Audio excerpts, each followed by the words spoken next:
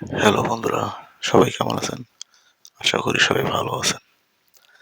আজ মুশফিকুর রহিম তার ১০০তম ম্যাচ, জীবনে তার ১০০তম টেস্ট ম্যাচের খেলার সাক্ষী হলেন বাংলাদেশ খেলোয়াড় মুশফিকুর রহিম।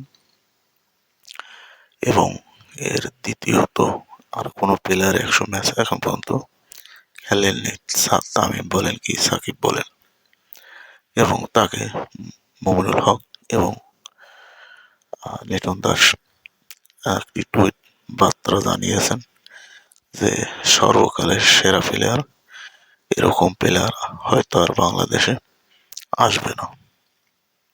আসলেই এটা সত্য কথা যে ১০০ ম্যাচ টেস্ট খেলার অভিজ্ঞ একজন খেলোয়াড়, এবং এরকম একজন খেলোয়াড় আসলে বাংলাদেশে পাবো কিনা সামনে, এটা আসলে ভাগ্যের ব্যাপার। কারণ সে আসলে ১০০ ম্যাচ খেলতে হলে সেই যোগ্যতা থাকা লাগে। ম্যাচের সাথে টিকে থাকতে হলে তাকে রান করতে হয়। তো সেই রকম অবস্থা থেকে মুশফিকের এরকম ১০০তম খেলায়, এবং আজকে সে ৯৯ রান করে একটা রান সে করতে পারলো না ওভার শেষ হয়ে যাওয়ার কারণে। এবং আমি আশা করি আগামী ম্যাচে কালকে নেমে সেই সেঞ্চুরি আক্ষেপটা মিটাবেন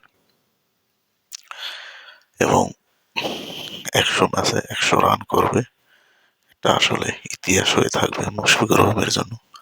আসলে এটা একটা ইতিহাস হয়ে থাকবে, এবং তাকে আসলে আজকে টেস্ট ম্যাচ শুরুতেই বিসিবি থেকে যে আসলে আয়োজন করা হয়েছে, তাকে আসলে যে সম্বর্ধনা জানানো হয়েছে, আসলে এটা তার পাওয়ার যোগ্য। যাই হোক বন্ধুরা, ভিডিওটা বড় করবো না, যে বন্ধু সবাই ভালো থাকবেন।